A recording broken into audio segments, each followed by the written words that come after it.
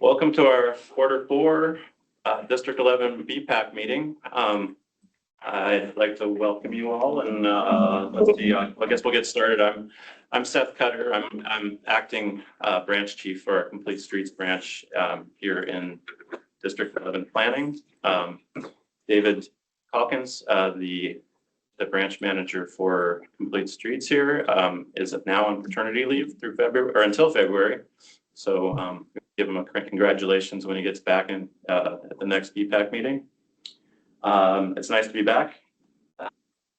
Go down through the overview of our meeting. This is our second hybrid meeting, so we'll have some kinks to work out. So please bear with us. Thank you. So we'll go through a little roll call here. Then give our district director, Ann Fox, a chance to give an update on some activities in the district.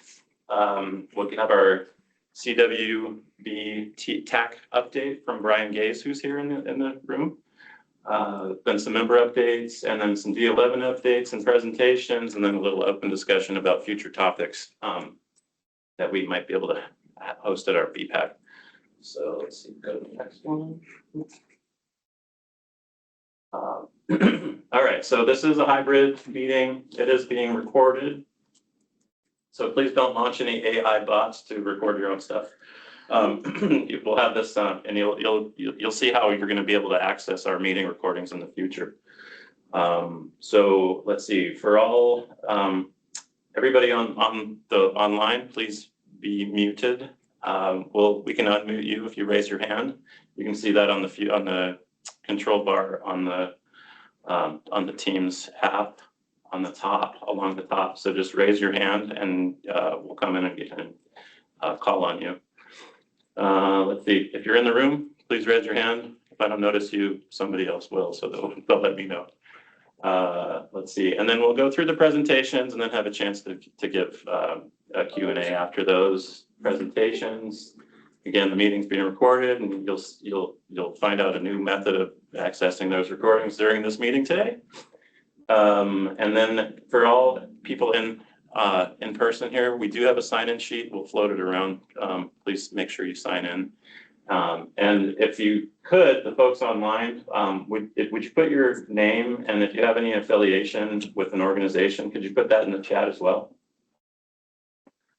Next slide, please. So just to go over some Title VI information, Caltrans assures that no person shall be excluded from participation in, be denied the benefits of, or be otherwise subjected to discrimination under any program or activity as required by Title VI of the Civil Rights Act of 1964, as amended, the Civil Rights Restoration Act of 1987, and Federal Executive Order 12898, and the Americans with Disabilities and other federal and state laws. You can get a little more information by scanning that QR code or visiting dot.gov/program/civil-rights/Title VI. And I'm sure a Google search will get you there faster. So we'll do a little roll call. We'll start from across the room. Would you like to start for us? Sure. Yeah. Emily Turner, Senior Transportation Planner Engineer with Baron Pierce. Brian Gaze, CEO at Avari Consulting. Roy Bood, Office Chief for Transportation Planning here in District 11. Anna Strahan, Community Engagement Coordinator at District 11. Ian Embry, Advocacy and Community Manager for the San Diego County Bicycle Coalition. Paula Vasquez, I'm the Trauma Injury Prevention and Community Outreach Coordinator for Smith. Levy Lay with Caltrans Traffic Safety and Operations for North Region, Branch Chief. Alina Pereira, I'm the Acting Deputy District Director of Planning and Local Assistance here in District 11. I'm Roger Garland with the Central Corridors, Caltrans District 11. Brian Miller, I'm the Investment Planning Manager here for Caltrans District 11. Eleanor Gonzalez, I'm also in Central Corridors here at District 11, and I'm going to be presenting later on. So Cutter, Caltrans Planning. Trey Hahn, Planner in the Complete Streets Program. We also have planner for the streets. I'm Alex Wright, planner in the Complete Streets branch. I'm Jake Burkholder. I'm also a planner in the Complete Streets branch. I'm Lazaro Vargas. I'm also a planner with Complete Streets. Thank you. All right, and thank you for the folks who punched in on the chat, who are online. We saw that you've, I think most of you anyway have joined up and signed in. Let's see, so, all right, there's a sign-in sheet going around the room. And without further ado, I'll pass over to Ann Fox online for the district director's update. Hi, Ann. Hello, hi Seth. Hello, everyone. I have a couple announcements, the things that we've been involved with or proud to share out over this past couple of months. One being back in September, Sandag held their Diamond Awards. And Caltrans District 11 was recognized at this 2025 event for the Sandag Diamond Awards reception as a platinum recipient. These Diamond Awards are an exclusive annual event celebrating organizations across the San Diego region that have earned not just platinum, but there's bronze level, silver, gold, and then the highest being the platinum tier for the Sandag Employer Commuter and School Commuter programs. The recipients are recognized accomplishments in promoting sustainable commute choices in the workplace. Caltrans, we provide bike lockers, showers, transit, MTS Pronto passes. We provide the ability and the linkage to carpool, vanpool, and we also participate in the guaranteed ride home program. Another announcement is that we've officially launched the new BPAC portal hub. So this is the centralized website that provides quick and easy access to our meeting agendas, the links to join the meetings, project updates, and we'll also have the ability for public to share any feedback through this portal. This platform, really the intent is just for us all collectively to better stay in contact with all of you, with our stakeholders, and anyone who's subscribed to our email updates. And then lastly, just now a few weeks ago, we participated in the Ciclos Dias Open Streets event. This was on the 27th of October. This was, again, hosted by the City of San Diego in partnership with the San Diego County Bicycle Coalition and the City Heights CDC. This event, we were able to partially fund through the Caltrans Active Transportation Program. So, another good way for those state grant dollars to be put in use in the community. At the event, Caltrans, we were able to get a booth set up. During the event, we surveyed attendees about their mobility priorities. And really just try to work within the community, engage with the community, let them know what we do around BPAC and how we interact. We also covered a couple projects we have, one being the I-15 CMCP, which is our comprehensive multimodal corridor plan that we're kicking off. And then other projects within the area that we have to share out. So again, Caltrans will continue to partner with the City and Bike Coalition on upcoming events like this and any other open street events around the region, certainly to advocate and promote safe, active transportation, our multimodal choices, and really, support local small businesses and just general community fun. So with that, I think I'll stop there. Great. Thanks, Seth. Thank you. Thank you. Let's see. And then, let's see, for our next agenda item, Brian Gaze is here to give us an Sure. update on the. Again, folks, I assume folks on the call can hear me, so I'll just get started. So again, Brian Gaze, it's very timely for this update. The statewide meeting was this morning for the Walk Bike TAC. About 35 people, folks are probably pretty familiar with this committee, but essentially today was about 35 people. The 3 San Diego County reps are generally myself, Everett Hauser, City of San Diego, and Josh Clark at Sandag. Those 2 couldn't be there today, so kind of providing the update, and this will be a quick summary. Couple quick things. There was a project spotlight on D4 transit, and basically that's the Bay Area. So it's sort of like a transit access plan. As you guys know, obviously Caltrans doesn't run transit, but local and regional transit run along Caltrans facilities. So it was kind of one of these classic, get all the different municipal priorities on one map and start to evaluate them, prioritize them, and kind of facilitate coordination. So that was more of a project spotlight. A couple interesting elements around how Cal Enviro Screen was used, particularly in the Bay Area, where you have some very interesting, Cal Enviro Screen obviously prioritizes low-income communities. So a lot of times some of these communities up there are going to be high income, but the riders and users of transit are not necessarily high income. So how to sort of overcome that disparity and sort of weight that criteria appropriately.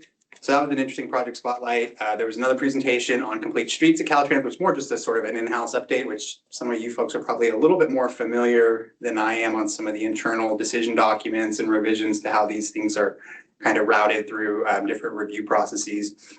From a sort of layperson's perspective, it was interesting to see some of the steps that are being taken by Caltrans IT, which is probably a whole other discussion topic on how to sort of modernize some of the ways in which information is received from the different districts, and how, online forms and online maps are being used to collaborate, and how to sort of, I think sometimes we take that for granted, how easy that is to do if you're not bound by certain IT protocols and whatnot. So it was interesting to see that, that's being modernized at the Caltrans level.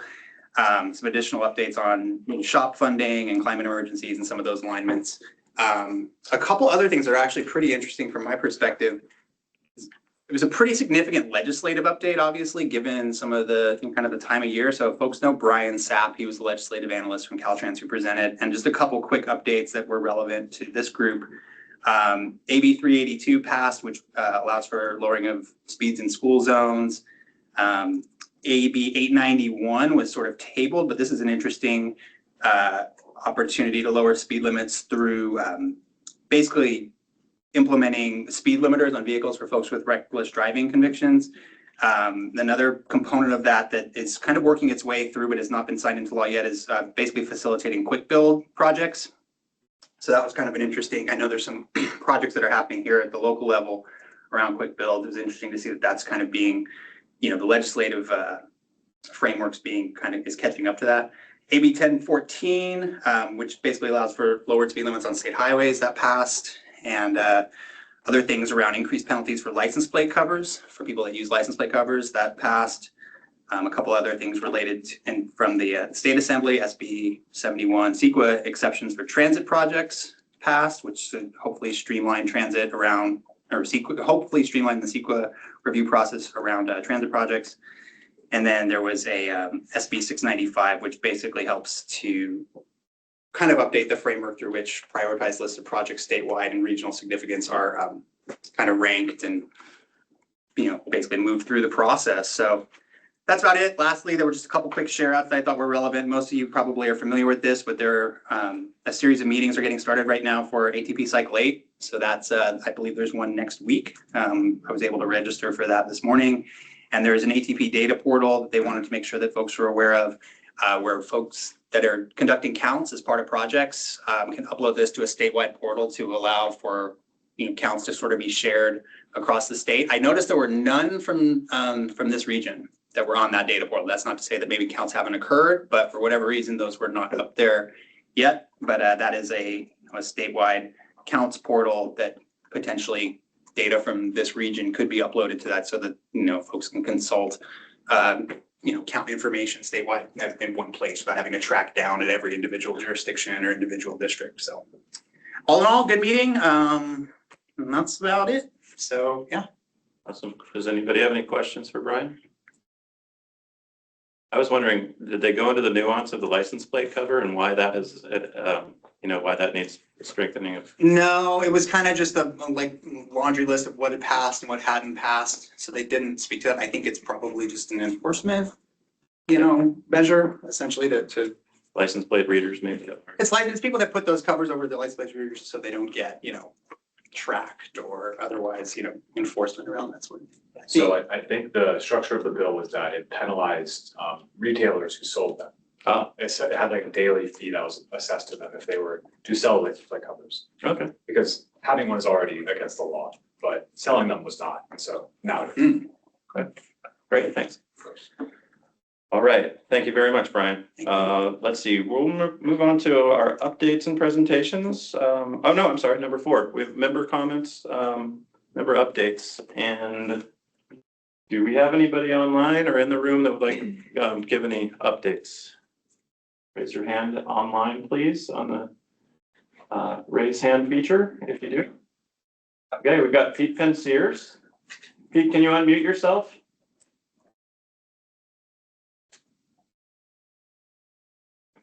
Pete? Okay. There we go. Yep, I got you. Hi, Pete. Okay.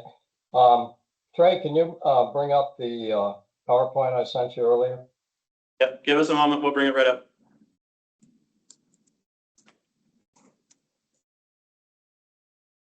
Okay, let's start from the first. Yeah. I know that you provided input on this and showed us what was done on Chestnut.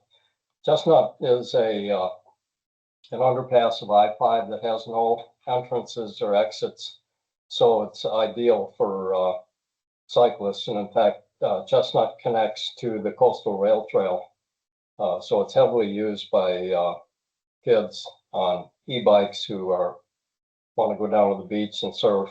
They get out of school at Valley Middle School and come ripping down Chestnut downhill, and then under the freeway there, and then all the way to that intersection with the trail.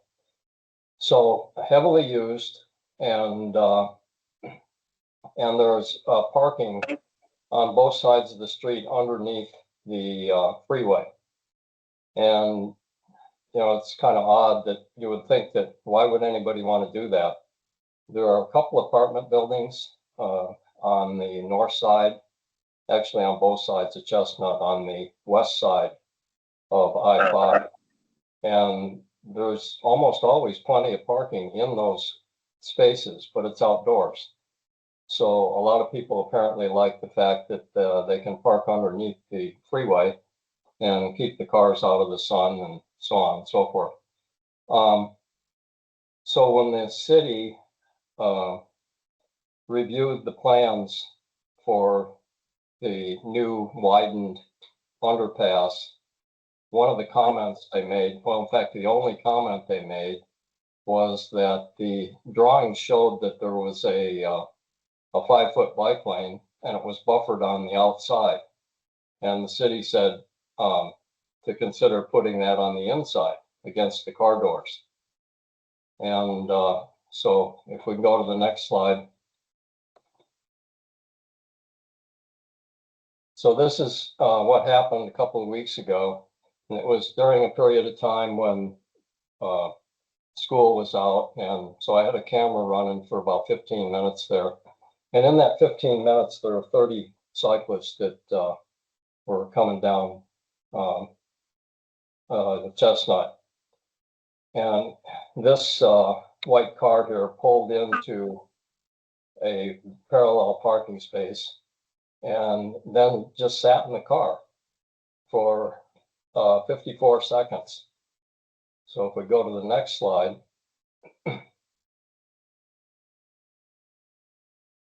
So the driver, and by the way, in that 54 seconds, there were no cyclists that came by. So he had no indication. I don't know what he was doing inside, but he finally opened his door after parking. You can see in the red square there, you can see the door is open now. And so let's go to the next slide. So 2 teenage bike riders, they're in yellow, you can hardly see them. It's a good idea that I didn't have to, mark, make their faces blurred because you can't identify them. But they're riding side by side. And the one on the right in this picture is in the buffer zone. The one on the left is right in the door zone. And on the right there's a car overtaking these 2 cyclists. So if the 2 cyclists had come there 23 seconds earlier when the door was opened, the rider on the left side in this picture would almost certainly have hit the door. And anytime a cyclist hits an open door, their front wheel turns to the right, which means they fall to the left. I sent an earlier email from MTS, the bus drivers, where they showed that happening on Adams Street. They always get thrown to the left, so the cyclist there would have been thrown into the cyclist that was on the right in this picture, and he would have fallen into the travel lane and perhaps been run over by the car that's a Tesla that's circled in white here. So these sort of things don't happen very often, but they can be, they can be serious and they can be deadly. And what's happened here since COVID, we've looked at the number of doorings that have occurred in Carlsbad, and before 2021, all the way back to 2014, there were only 2 reported in the entire city of Carlsbad. Since 2021, there have been another dozen, and involving 14 cyclists. 2 cyclists hit the same it turns out on Chestnut. Both of them got doored by the same driver. And then there were 2 kids riding a single e-bike that got doored. So there's actually 14 cyclists that have been doored and injured since 2021. So basically since COVID. They have all been on e-bikes. And so I'm just wondering why Caltrans would ignore the city's suggestion to put the buffer against the parked cars. What the green paint here is telling the cyclists is, these things should be, you should be able to look at that and figure out what does it mean. And to me, a green paint means it's safe to ride there. And clearly it isn't. The only safe place to ride under this underpass is in the outside buffer. And yet people are not educated enough to understand that and they'll just follow the paint. So again, my question is why wouldn't we fix this?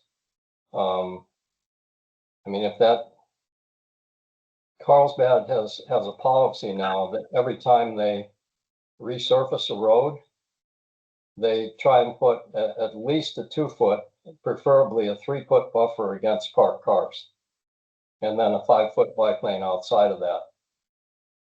If they can't do that, then the best approach is just to use sharrows.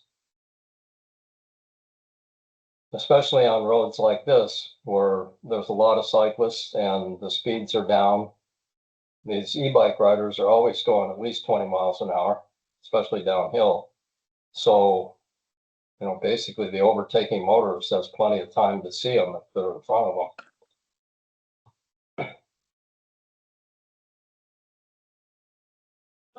Levy, is that something that we could look into? We can, this is the issue, I mean, this, under cross, I haven't heard much about it or any CSR come in related to this. And I don't know whether it's, we have this, a maintenance agreement with the city or not, so I'll have to look into it and find out what's happening there. Okay. But as far as the concern, I mean, I'm looking at it right now through Google Map, and it does show that we do have the green paint going, just like the picture showing, but the space between the car park and the bike, the green bike lanes that are going through.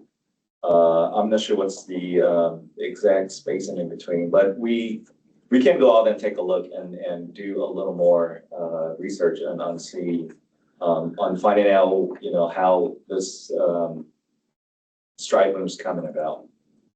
And we can, our team in planning can work with you and see if we can come to a solution too. Okay. I guess the other thing I would mention is that this is not a super wide bike parking lane. It's 7 feet, 7.5 feet maximum if you include the pay. And so the motorists with a fairly wide car, they're allowed to park 18 inches from the curb. So they can actually extend into the green paint. But, you know, if the cyclists follow the green paint, they can actually ride within inches of a door, and apparently feel that they're okay.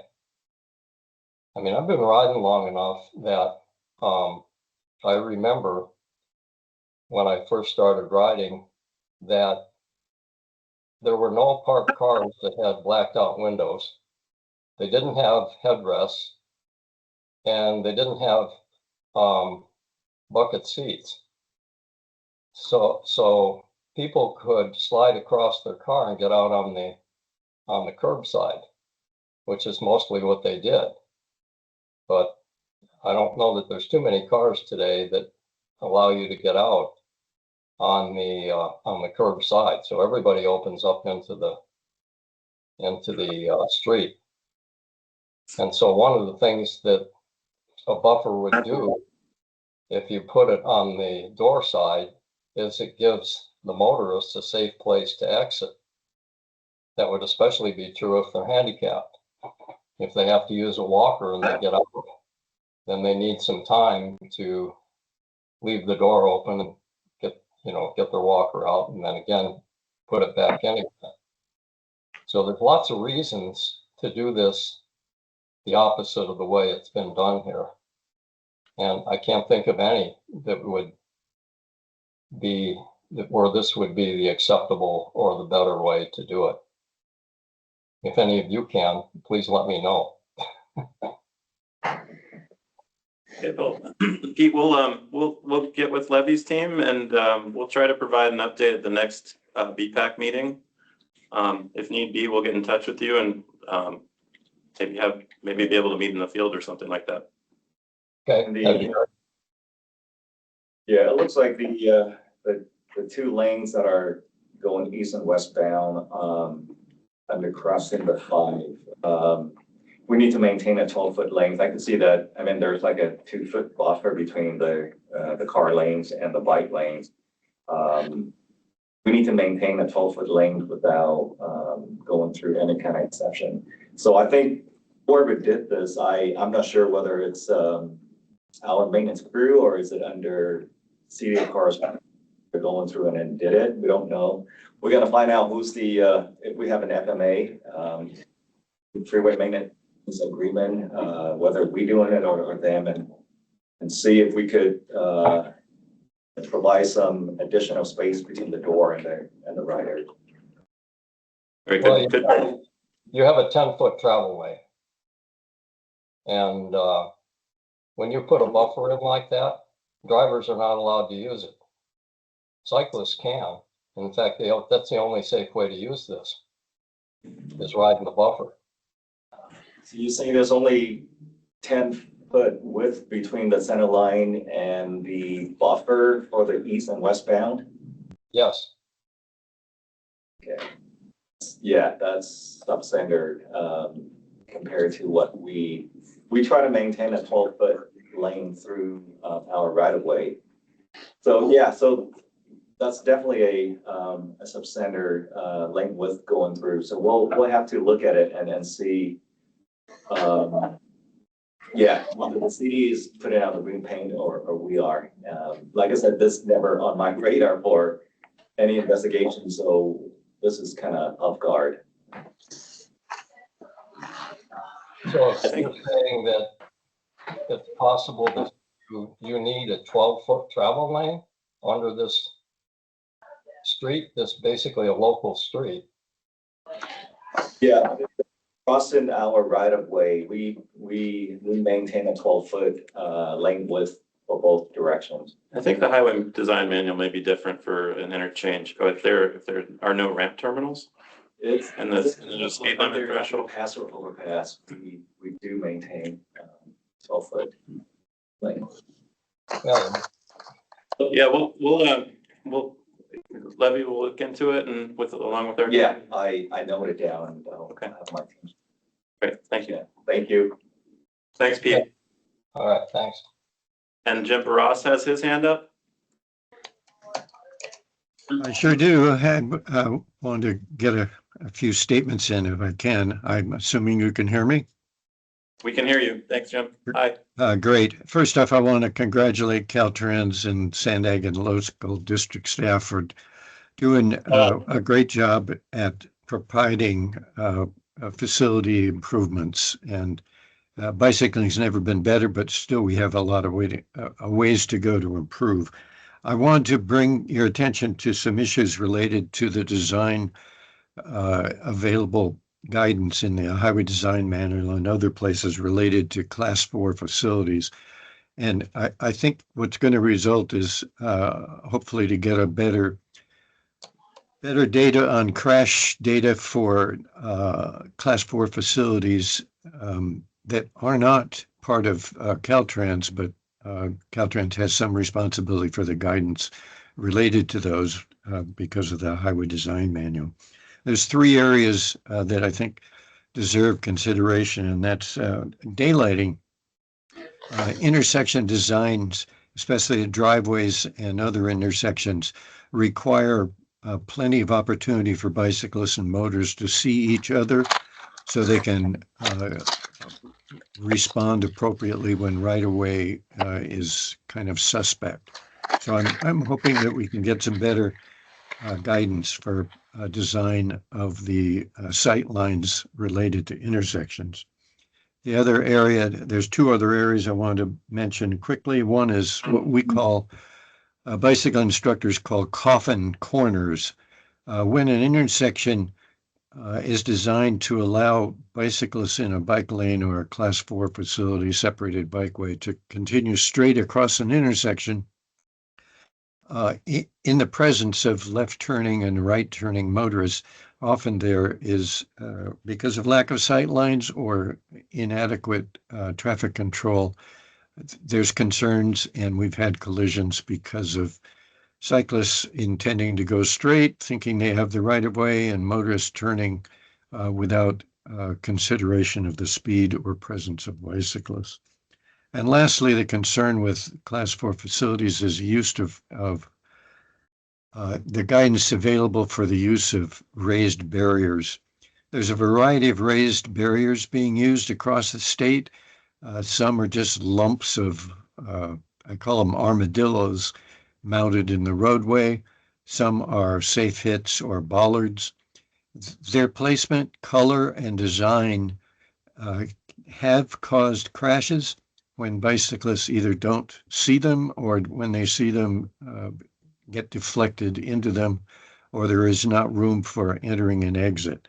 We're hoping that these 3 areas, raised barriers, coffin corners, and daylighting, can be better addressed, and in consideration and to move that along, I will be compiling crash data related to these in San Diego County and hoping that we can get Caltrans across the state to compile and perhaps respond to these concerns based on the data that gets collected.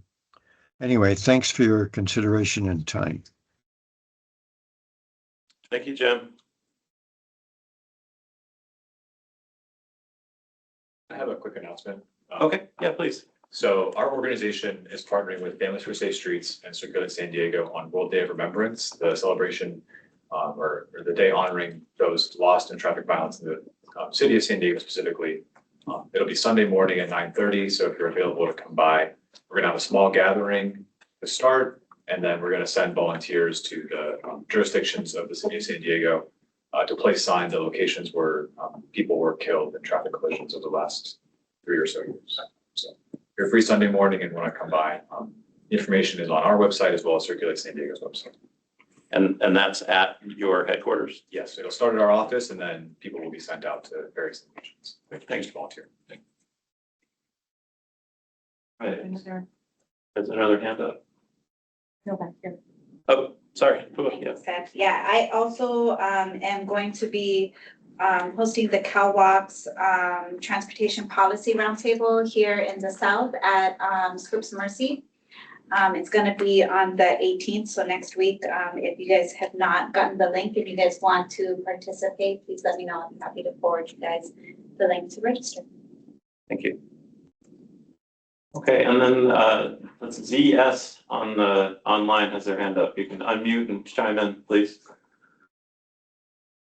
Thank you. My name is Zach. I live in Carmel Mountain, and I just wanted to leave a comment about the I-56 bike path, which I love, and I especially love the new I-5 underpass you put in, but I did want to add a comment that some of the pedestrian crossings along the I-56 bike path, like can be kind of unsafe because you're typically interacting with people getting onto and off of the freeway. They're not generally looking for pedestrians, and even when pedestrians have the right of way, they tend to just go. So if there's anything, I actually saw a kid get hit at the intersection of I-56 bike path and Rancho Penasquitos Boulevard a couple of weeks ago.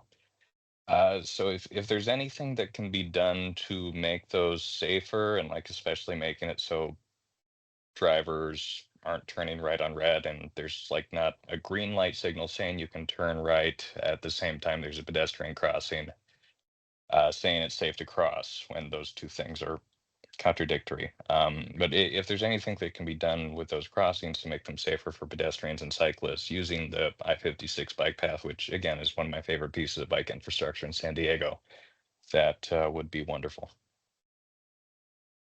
Zach, do you notice any difference when you cross Black Mountain Road as opposed to the other ones that don't have the blank out no turn on red Black sign? Mountain Road is the raised one. You've got like the median, and I seem to remember like at least for the on-ramp part, there's a big flashing sign saying no right on red when the pedestrian signal's on. Yeah. Is that the one? Yeah, that's the one. That's probably the one I feel safest at, other than the one that basically goes into a dead end road, so no one's there. I think it's the first one if you start on the westbound side. So Black Mountain Road I feel safest on, but even then, if I'm going eastbound on the I-56 bike path, cars using the off-ramp from 56 do frequently still turn right, but I think the pedestrians have kind of a more prominent placement, so you're a little more visible. What you usually get is just drivers that are just trying to edge it, and they try to. They're staring left while they're waiting to turn right, which means they're not paying attention to their light. They're not paying attention to the pedestrians. They're just not looking before they turn right. That tends to be the issue, but that's probably the crossing I feel safest at. The one I maybe feel least safe at is over I-15, which is sketchy and sometimes takes me 5 or 6 minutes to cross just because of the light timing too. Yeah. There is a sign at Rancho Penasquitos for those turning right, but if there is a sign, It's just not a blackout sign. Yeah, that's just, yeah. Well, we can float this information to our traffic safety and operations unit for that area. And we can also put that into our area of, you know, a need on our active transportation list as well, or, you know, to see what we can do to improve those crossings. Thank you, Zach. I'm sorry, Levy would like to chime in. Yeah, so it's a valid concern there. We do have quite a few CSR coming in those area, and the two locations that we already completed the investigation with the proposal of the blank out signs are the Camino del Sur, Black Mountains Road. They are completed now, waiting for a minor B to get the implementation out there. The rest of the other one, we did visit each one of those and see which one can benefit from the blank out sign or warrant for such usage. We do evaluate each one of these here, and if it doesn't, then we usually put in a two signs, one at the when you get up the ramp, and the other one is on the other side of the signals, basically asking or sending out a message saying that right turn vehicle is due to pedestrian and bike. So those are the first things that we do when we have a conflict points with the bike and the right turn vehicle.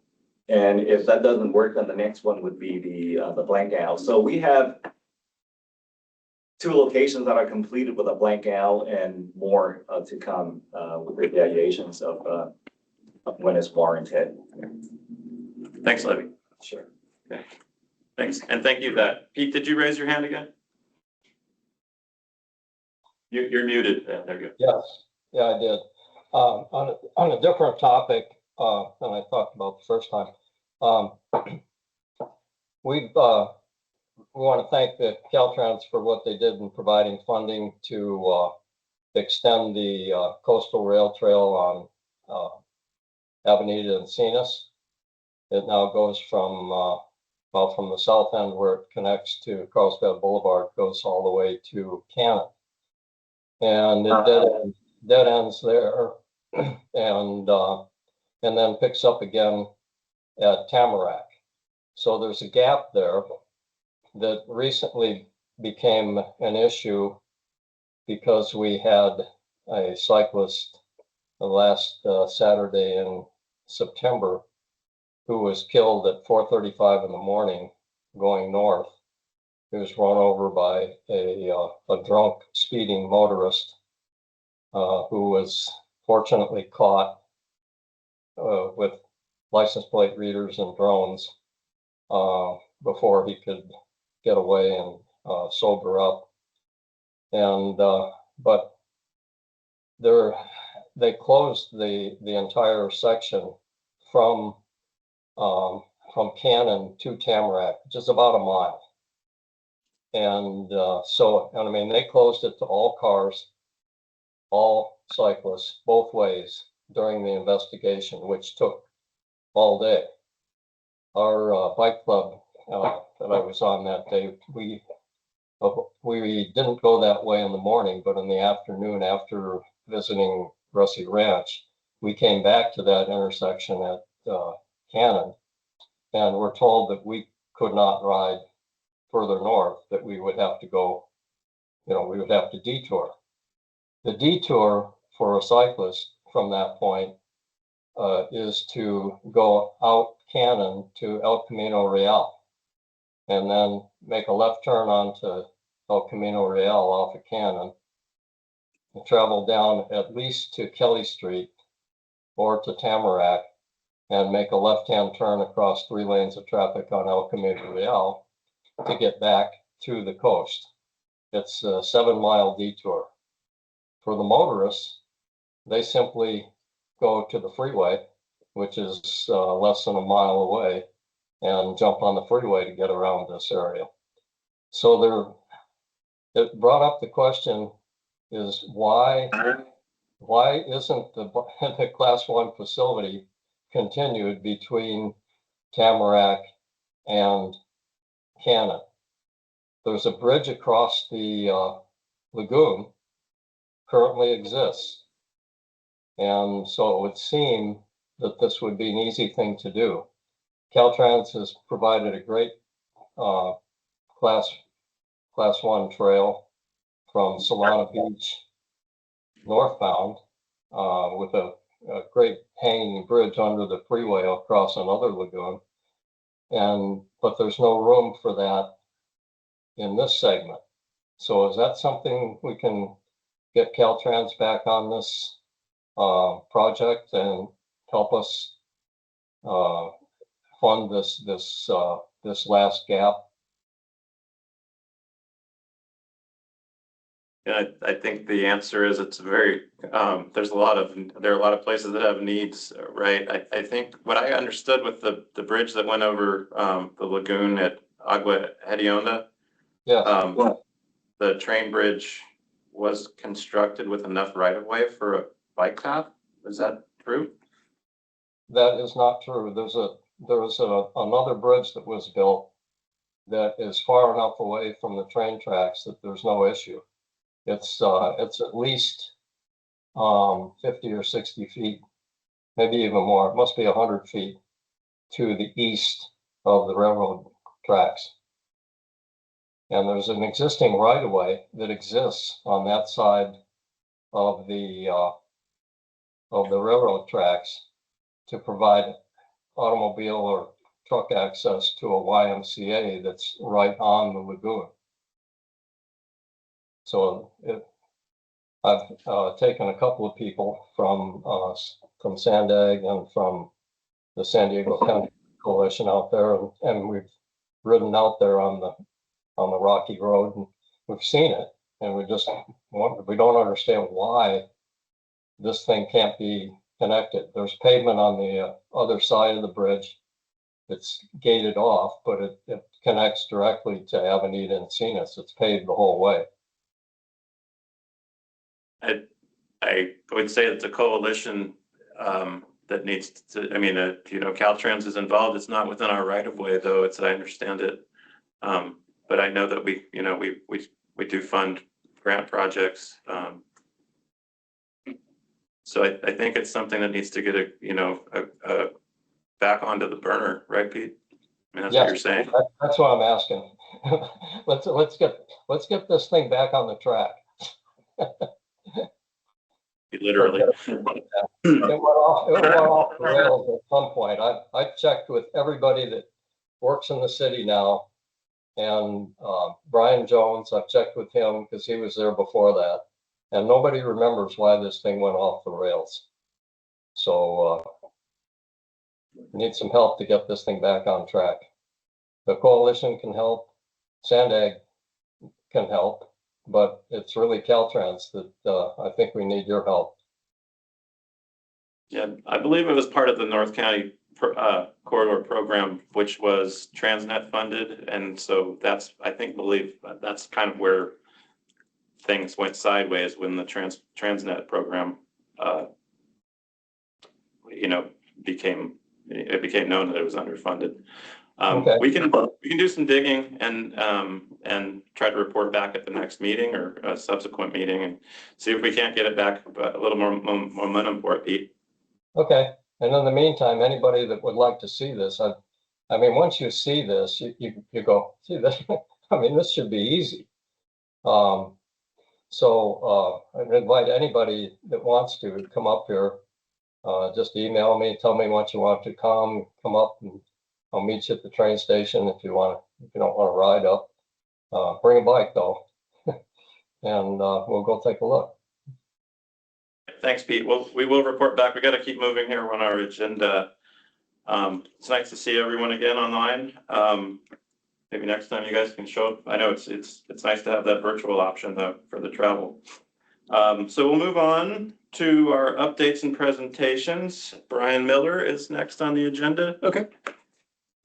Yeah, good afternoon, everybody. My name is Brian Miller. I'm the investment planning manager here for District 11. My office handles the state and discretionary grants, and should have a presentation here in just a second, but I just wanted to provide a quick update on some of the activities occurring here for active transportation funding, at least from the discretionary side, so competitive funding. Just a quick reminder, active transportation program, this is cycle 8 is coming up here. There's 2 application periods that we're looking at here, the statewide small and rural program, and then the Metropolitan Planning Organization rural program, or sorry, Metropolitan Organization Planning Program, which is offered through SANDAC. But really want to keep your eye out on the statewide funding program that's coming up here. That'll be the nearest term funding. This is for, the cycles are held every 2 years, but this will be about a 4-year programming available. Currently, the CTC is still working out a lot of the numbers related to how much actual funding is going to be available there. Current estimates are about $578 million statewide. However, as many of you know, there is a state budget crunch going on right now. So those numbers are subject to change, and that's for the entire program over the course of 4 years of funding. So with cycle 8 coming up here, I just wanted to provide this, heads up that there's going to be some activities. Virginia, do you want to go to the next slide here? Currently, just looking ahead at cycle 8, Caltrans here internally, we're conducting our process for nominating statewide led applications.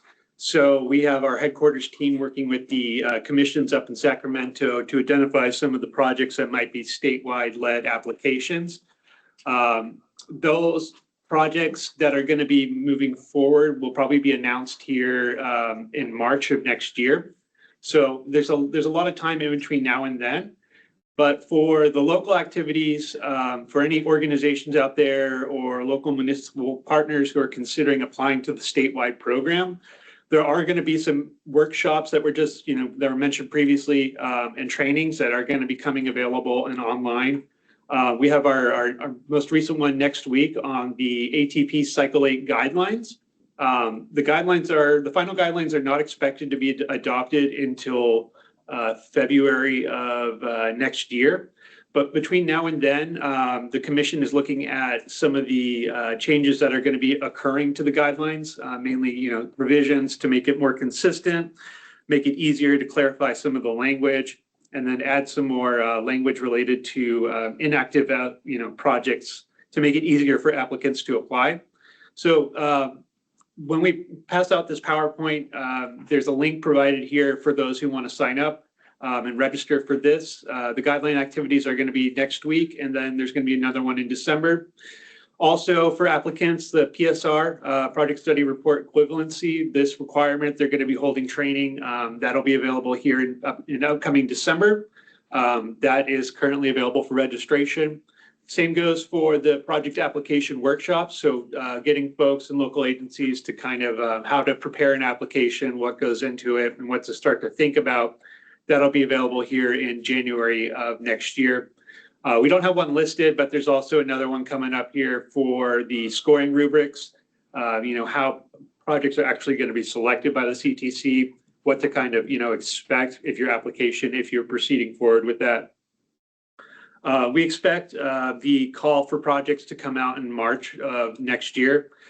This is ahead of when the CTC, the commission, adopts the final guidelines as well as the final funding amount. So this is just to keep everybody updated that this is going to be going on here. We're going to try to keep the word going, keep things strong until we move into the next year. So you'll hear from me again at this BPAC cycle for the ATP cycle 8.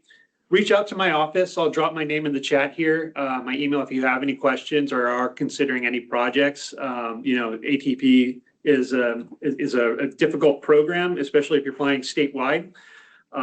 There's a lot of requirements, but we're here to help, and we're here to help guide you through the process as well as provide any information that we can to make you be successful for this. Same thing for the SANDAG led MPO program that will be announced as well in the upcoming months. So let's move ahead. There's one federal program that we expect to be announced in the near term. This is the BUILD program. Many of you have probably known this as RAISE, but we expect this to come out here at the end of the month. Applications we expect as well, based on previous cycles, to be due in February, if not same time as the last cycle, so the end of February 28th, 2026. Really, this is looking at projects that have local and significant regional impacts and provides funding for planning and pre-construction activities, as well as capital construction, so right-of-way acquisition, engineering support, and actual capital construction. Although this program is, typically geared towards surface transportation projects, port projects, these larger intermodal type projects, it is eligible to activities related to active transportation. So if you're considering planning or any kind of complete streets activities, or have a component in a project that needs funding and meets the merit eligibility criteria, we suggest you look at going into this program. Our office here is going to be providing letters of support for build. So we'll send that announcement out as well that goes with this. And usually it's about $25 million up to, that's the maximum amount that's awarded. Those are really for the large significant projects, but for planning and smaller activities, you can expect anywhere up to $1 million or less that kind of can help get you over the hump if you're looking at certain activities and so forth.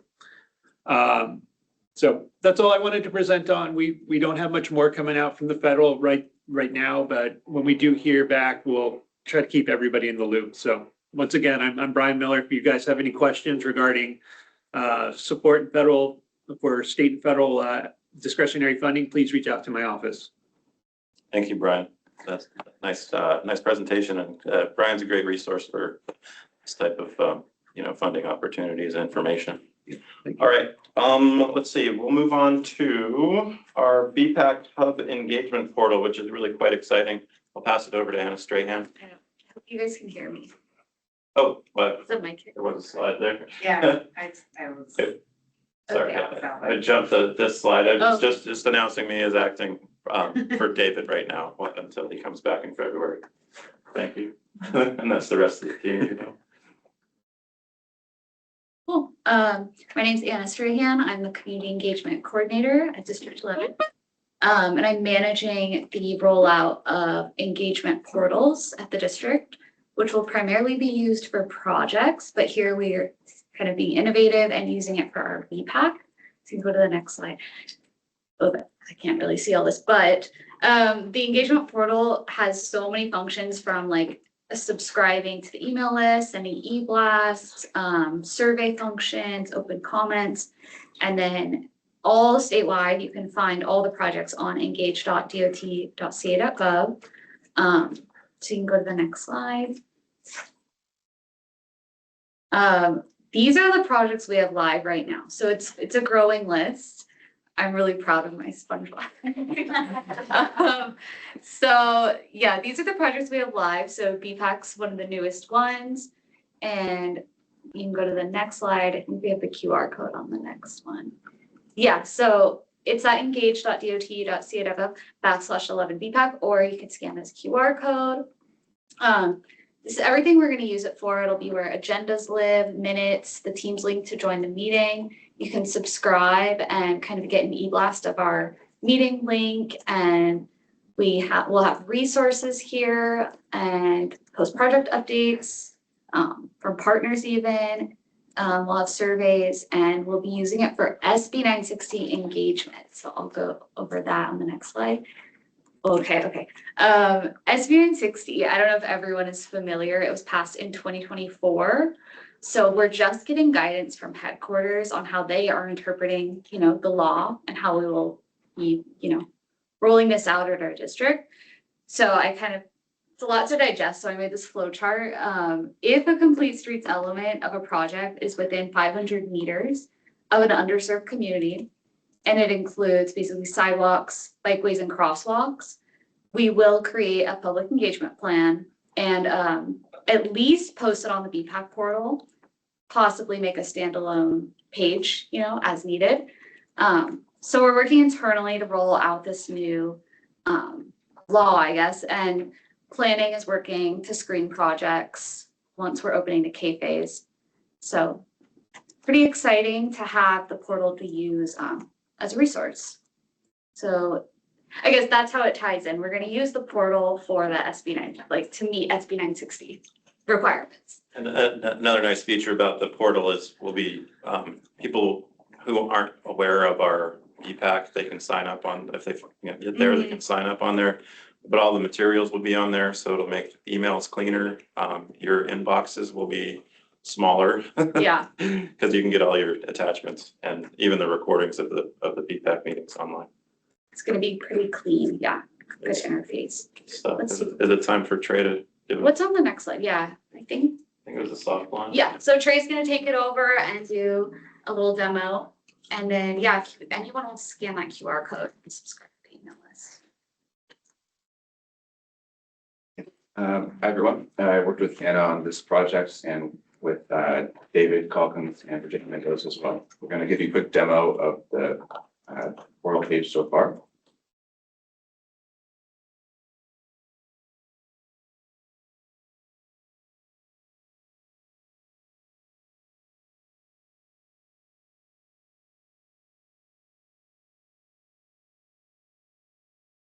You can follow along. Share, I think. I thank you for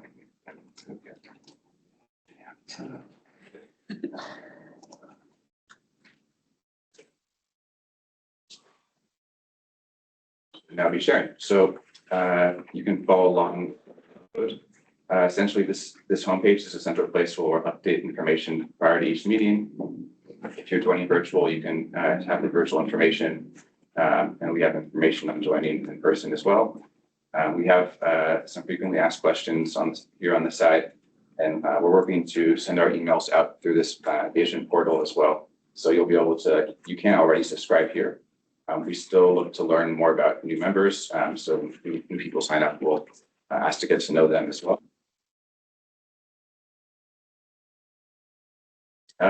This page is where you'll find all the agendas and minutes and recording. So once we process the recording after this meeting, you will see this here. We also have a place for feedback. If you have a specific location you'd like to share and you're unable to attend and tell us in the meeting, you can tell us here. You can leave a marker. You can also just give us a text comment box as well. We also have some resources. In the soft launch, we include some basic ones about bicycle pedestrian projects at the Caltrans and District 11 in general. And we recently updated our BPAC charter, announced in last BPAC meeting. You can view the current charter here, as well as some more information about the Complete Streets program. And if you have any questions about the portal, you can reach us here at the normal email.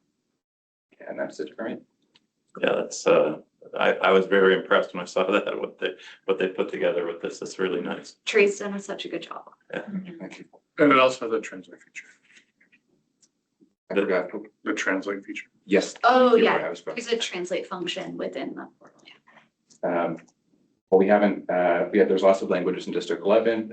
We aren't able right now to translate into every language, but this translate function can get you a pretty decent translation into whatever language you're looking for. So if there's someone It's all ADA compliant. it's all ADA compliant. Yes. And it looks pretty good on the phone. Oh yeah, Yeah. so we've tried, yeah. Yeah, but like sometimes it doesn't translate. I know, Gives I know, me- I've tested it like. Yeah. Thank you, yeah. Good deal. All right. We're up Thank and you. running on that. Yeah. Thank you both. All right, moving along. Let's see, we're gonna go to project updates with we're gonna roll through that with our Complete Streets staff, I believe, starting with Alex. Yep. Yep, so I'll just be going over some of the minor B projects that are either have just been constructed or are on their way to be constructed real soon.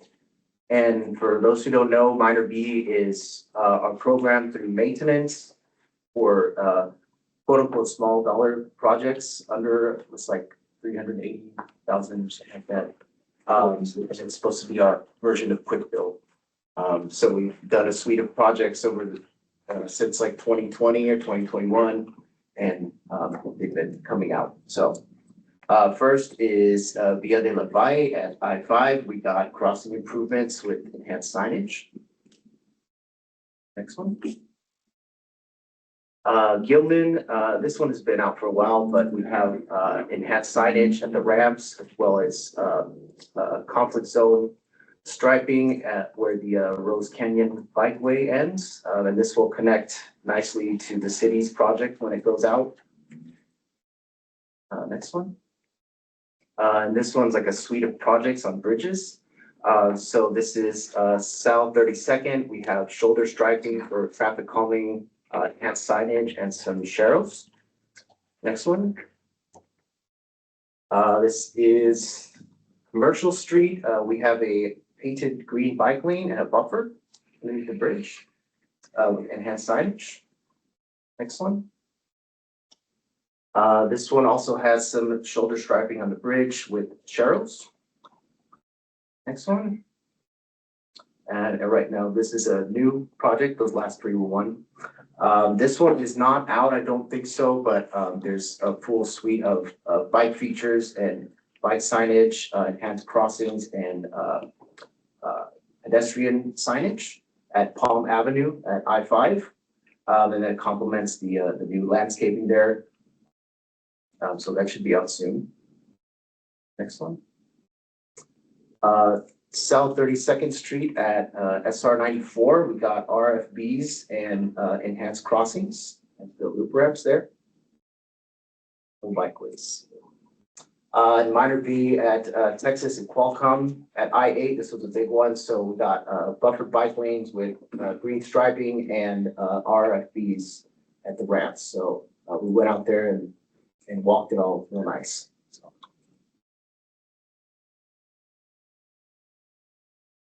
On the trade. Okay, providing some updates on North County. The first one is at Mission Ave at I-5. Virginia, could you move to the next slide, please? Some RFBs at the freeway on and off ramps on the east and west side of Mission Ave. And in the plan, Oh, sorry. it's okay.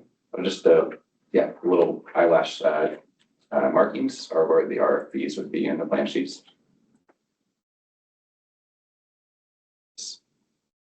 And the next location is at Canyon Drive, State Route 76 in Oceanside, where there was a formalization of crossing and signal and ADA work, as well as the new high visibility crosswalk. There's a recent highway maintenance project on State Route 76 near I-15, where maintenance crews painted a new higher visibility bike lane. And then lastly, in Escondido, some enhancements on a specific portion of State Route 78 near East 2nd Avenue, adding a buffer to a bike lane, for example. Okay, so I just have this one project, Avenue and SR 67, that was recently completed in July, where they added class 2 buffered bike lanes through the intersections to connect to the local facilities. So in the picture on the right, you can see the bike lane being installed during construction. And yeah, that's it for East County, San Diego. Okay, I think that's our update for our team. I'm going to pass it to Eleanor Gonzalez with our central corridors. She's got a couple of updates Yep, to present on. let's go. So just disappeared. Okay, so I'm dying, wait. So the first project I'm going to cover is the SR 52 pavement rehab project. It includes auxiliary lane and also we did general assets improvements on this project. To give you a general idea, this is the main line going across is 52. This project runs majorly from just west of Convoy Street to just east of Santo Road. Those were the big arrows are pointing to. And what I circled in green are the areas where we did bike path improvements, mainly green paint, but just to give you an idea of where we're talking about in the project. And so this is a really big project where we've had a lot of stuff. We've had pavement rehab where we're doing compaction grouting along the main lines and shoulders of SR 52 at or basically around Convoy. It's to stabilize the pavement settlement that's been going on for years. And we've also done AC overlay there to provide a smoothed out finish. Hopefully you guys have been able to drive over this. This work is not complete, the project's not totally finished, but that work has been done. And so you should be able to tell by driving over it that it's been done and hopefully it's a good job. We are also widening ramps and providing metering at the on-ramps at Convoy Street and Santo Road. We replaced median barriers around Convoy Street and all the way between Route 163 and Santo Road. We've upgraded guardrail to MGS in multiple locations in this area. We've added an eastbound auxiliary lane from I-15 to Santo. We've installed fiber from Convoy Street all the way to Santo. We've updated intersection signals at Convoy Street and Kearney Villa Road. And then the main thing you guys are interested, the bicycle and pedestrian facilities, we've installed conflict zone green paint at Kearney Villa Road overcrossing and at Santo Road overcrossing. So now the next ones, we're going to give you some little ideas. This is our big design picture. This one is Kearney Villa Road. You can vaguely see the green. The green is where we're adding the green paint, kind of north of and south of bridge. And we've also added additional lane striping to clear everything up and adding buffers. And so if we go to the next picture, this also has been done in the project. So we sent somebody out there and this is what it looks like now. So this is northbound Kearney Villa Road. And the next one is southbound Kearney Villa Road, then looking north. And so this is all in system and it's been added and and the next slide, Nope, sorry. Next time it'll be Santo. Okay, so that was Kearney Villa Road, and then the other project I circled, that's fine, is at Santo. And so same thing where we've got the big picture. And so I'm assuming you guys would know this since you're very into bikes, but there is a existing bike path north of the 52 between Santo and then heading east to, I think, to Mast Boulevard. And so that's why this green paint looks a little different because we're just crossing. There's really nobody's going on taking bikes on the 52, but it's to access the bike path. That's on the north part of the picture. That's where the green paint up there is to get them to cross traffic to get onto the bike path that goes north of the 52.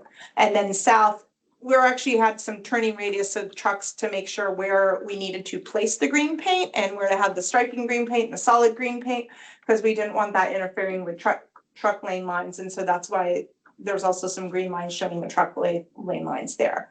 And then we had some interesting challenges with how we are going to provide buffers going across the bridges, because this bridge specifically, we were not making improvements or widenings to this bridge. So it was how to get everyone to fit and go through and still provide a safe zone to travel in. So the next slide is going to be a close-up. This is at Santo Road. This was our kind of challenge spot where we wanted to make sure we're providing safe travel way for cyclists. And if you go to the next picture, which will show what it ends up. So this is what we have. So the first picture to the left is way down on Santo Road looking north. So we're approaching the intersection. And then the second picture on the right is what we have right before going to the bridge. So it's the barrier going from the on-ramp. Then the roadway is Santo Road crossing at the bridge. And so we're providing a buffer between the barrier and also between the traffic for Santo Road due to these restrictions on not making any changes to the existing bridge that's there. And we're pretty happy with this. And the next slide will be southbound views. And so we had the same method too, going southbound, which is a buffer between the auto traffic and then also providing a buffer between the bridge rail and the cyclists as well, just giving them a nice safe zone to travel in. And we have a question from Jim. Good, because you're just in time for my next slide. So it's questions, but you're muted, so I can't hear you. Or he's frozen. Oh, thank you. Okay, no questions. Okay, so that was the SR52 project. The next project I'm also presenting to you guys will be at Palm Avenue. Now, we'd heard Minor B's did some improvements at Palm Avenue. That was at I-5. Mine is Palm Avenue at I-805. And it's, again, we're doing a big interchange improvement project. And this project, I'll get to where we are in the state of that later on, but we'll go to the next slide. This is a rather big project that's been around for a very, very long time. It's a City of San Diego project. Caltrans is assisting with it. We're AAAing the project, which means awarding, administering, and advertising in a different order. Advertising, awarding, and administering the project, and also with the feds. We've got federal dollars on this. And so the map that I've given you to give you an idea of where we are located, just to give you an idea, north is heading to the right. So we've turned it sideways so everything can fit in the picture. But most of the work is along Palm Avenue and the on and off ramps onto 805, with a little bit of work at 805, basically underneath the Palm Avenue overcrossing. Next slide. That's a better close-up, again, circling in green, where the bike and ped improvements are for this project. To give you an idea, the existing conditions for our project, this bridge is over 50 years old. It's got a narrow width. We've got substantial deck cracks. We've got offset deck joints. We've got obsolete bridge barriers. We've got slope paving that's settling, and it's also in need of a seismic retrofit. And then in addition, this map I'm kind of showing to show the adjacent land use. There's a lot of pedestrian friendly and people friendly areas right by this area. In the pink and to the northwest and southeast, we've got shopping centers. We've got the Palm Ridge and the Promenade shopping centers. To the northeast, we have Kaiser, which also has urgent care and a pharmacy. And then to the southwest, we've got Palm Ridge Park for people to go have a lovely time to park. So because of that, now I'm sure you guys are interested, existing facilities are there. The bikes share the shoulder with vehicles. So it's basically, I think that's a class 3. We've got narrow sidewalks. Then they have just some standard crosswalks, and there are some pedestrian push buttons, but for the amount of traffic that they're getting, it's could use some improvement. Next slide. So what we're improving on for the bridge, we're going to widen it on the south side. We're going to reinstall, it's got decorative arch fencing. We're going to reinstall that. We're going to put an infill wall between the existing columns at the bottom for the seismic stability retrofit. And we're also building a retaining wall that's going to butt up next to the Palm Ridge Avenue Park, basically to give it more space, to maximize the space instead of having to slope up and cut into it for the widening that we're doing on the street side. Now, what you guys are more interested in, let's go back. It's okay, almost there. We are connecting on either side class 2 bike lanes. We will actually be providing class 4 bike lanes across Palm Avenue. We're separating cyclists from motorists and pedestrians, and by providing buffered lanes with a vertical element. I think Jim had talked about some of that being a concern. We have protected intersections with dedicated bike signal phases. We're installing pedestrian refuge areas at the crossings, and we're adding also bus paths to the on-ramps for future transit stops. Next slide. Now here's our pretty visual picture. The ones you kind of want to look at are the light blue, where we're widening the sidewalks to 6 feet. The green ones, where we're putting the class 4 bikeways with buffer delineators in it.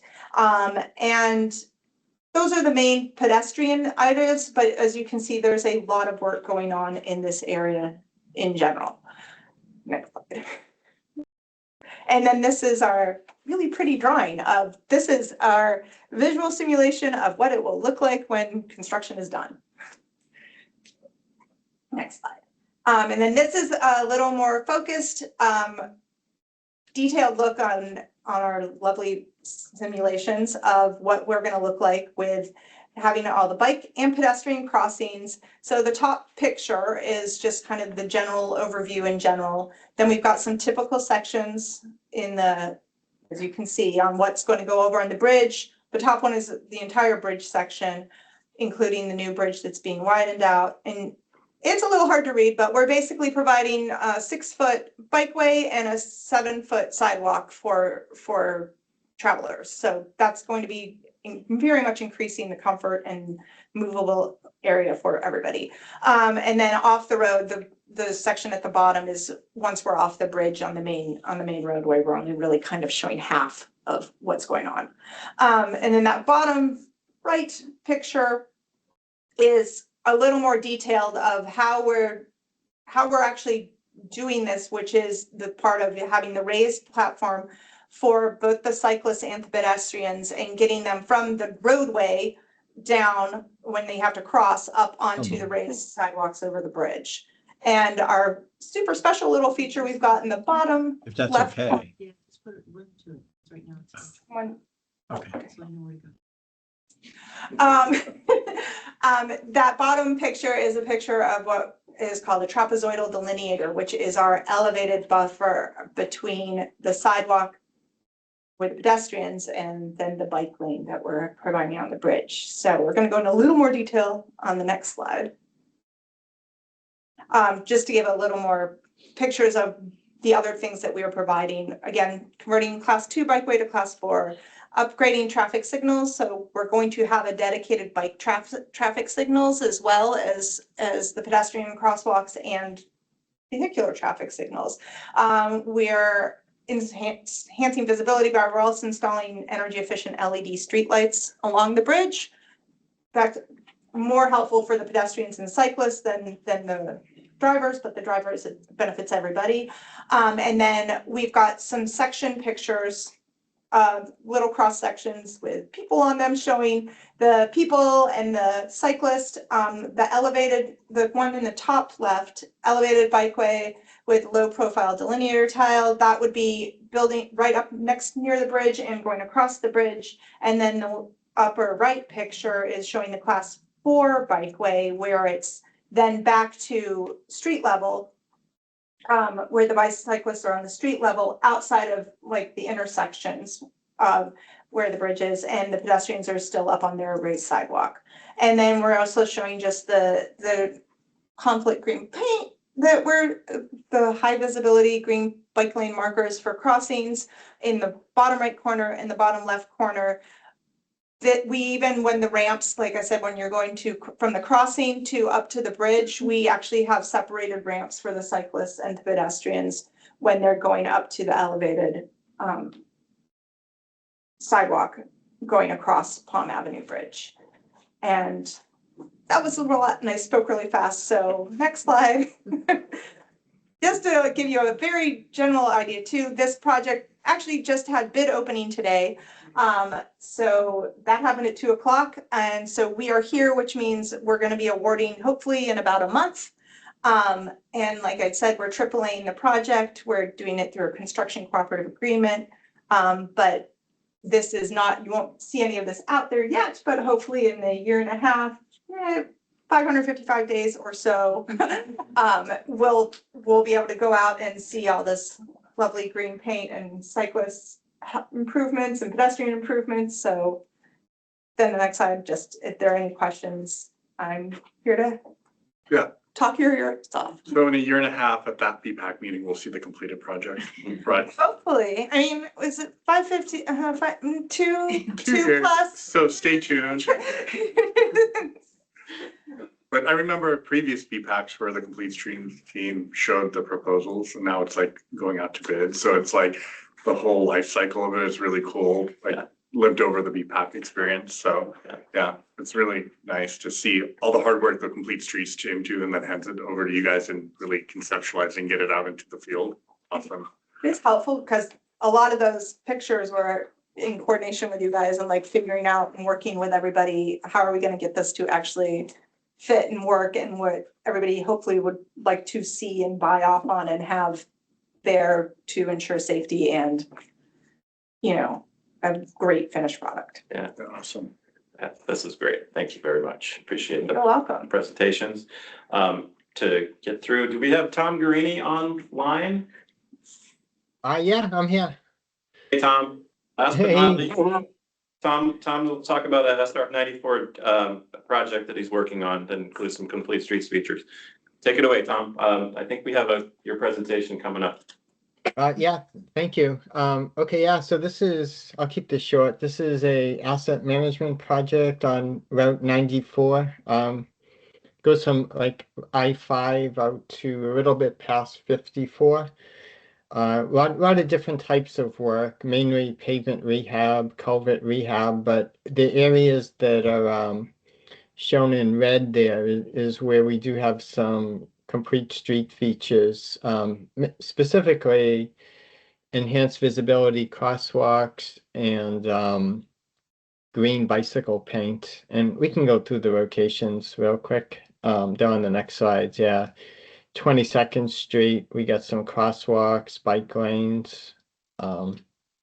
Next slide.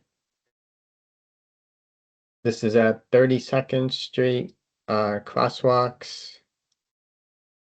And next slide.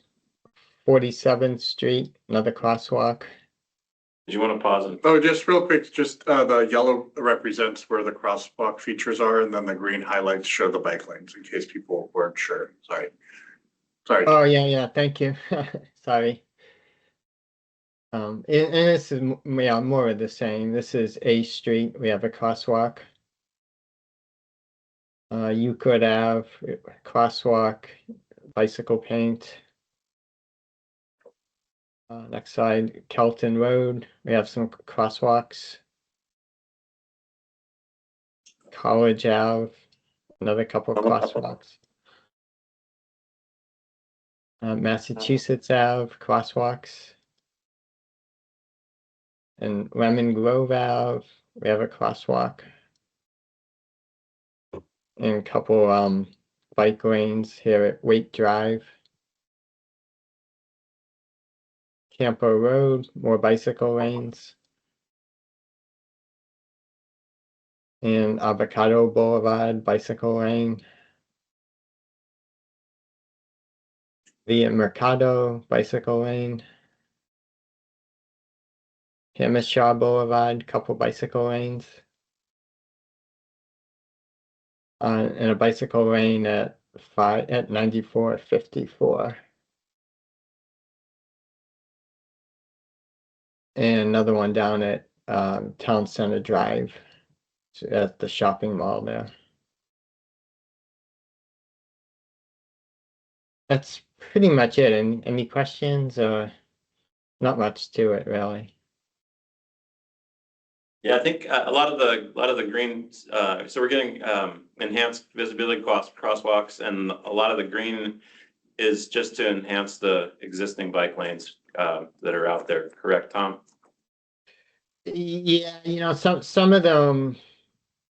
It looks like there may have been some overlap with other projects. They weren't originally there, but I just in putting this presentation together, I noticed that some of them are there now. So it may sort of be like a refresher, or maybe the type is being changed a little bit. Okay, great. Thank you, Tom. I don't see anybody with questions. So we'll move on to open discussion, or if anyone has topics for a future meeting. We always welcome presentations from our external folks. I talked to Pua about maybe something that she could put together for us. So we'd love to see what you do and how you help our region's transportations and safety. So, and anyone else. So if online, is there anybody that has anything they'd like to see? We'll continue to bring stuff to the table from our Caltrans side and follow up on our action items too. Jason B. Hi, I'm Jason. Yeah, I was wondering if it would be possible to make it safer to cross I-8 by bike. So right now, there's a beautiful separated bike path on the other side of I-8, the San Diego River path, but it's very difficult to get there because there really isn't a safe way to cross I-8 west of Morena Boulevard, including Morena Boulevard.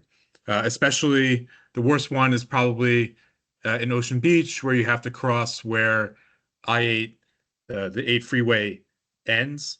And that's sort of the most natural path for cyclists to get from downtown to the beach, because there's a beautiful Class 4 bike lane on Nimitz, which would, take you right to the SD bike path, which takes you to all the beaches, Mission Beach, Pacific Beach, except you have to cross the 8 freeway. Specifically, you have to cross both in the northbound direction, the freeway on ramp, and the southbound direction, the freeway off ramp. And it's pretty terrifying, because basically you have very high speed cars that will just cut you off while you're in the bike lane trying to cross the freeway.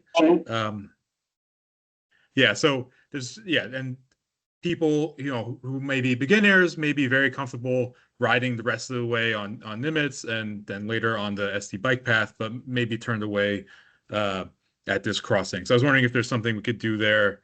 For example, maybe having one of those bike traffic signals to stop traffic going on the freeway on ramp for the time it takes to a bike to cross it.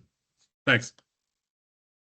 Thanks, Jason. I believe that one we've looked at quite a bit at Nimitz, and I think our traffic safety and operations folks are continuing to monitor that. And I believe, their approach, Levy, can correct me if I'm wrong, is kind of, it's an incremental approach, what we have there. Right, I'm not too familiar because this belongs to Tanya's the South. Yeah. But yeah, we try to implement some incremental and see where it'll go. But I could follow up with Tanya and see if she has the latest. Yeah, we'd appreciate that. I know that location's been, we've talked about that a lot in this meeting, Jason, and the years. So it's a high priority for us to be observing and trying to make recommendations on. But we'll add you to the course of concern on that. All right, thank you. One of the first BPAC meetings I presented at the I-8 corridor study, and that was one of the locations we had concepts for, so it's an ongoing conversation. Yeah. Okay. All right, so we'll continue to try to bring you good content, and please let us know through the portal how we can better serve you, and maybe if you have presentations you'd like to bring along, we'd love to hear from you. Thanks, everybody. We'll see you, and please stay tuned to your email announcements for the next date and time for our Q1 BPAC meeting, and should be in February, I think. Thanks, everybody. Thanks. Nice to see you all. Thank